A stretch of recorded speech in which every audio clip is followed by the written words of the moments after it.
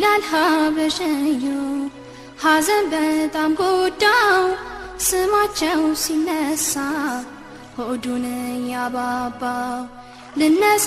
እንግዲህ ጓዜንም ታጥቄ ልሄድ ነው ወደ ሻም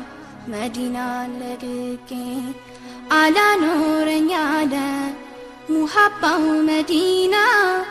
ከናፍቆቱ ብዛት በሽታ ይጠና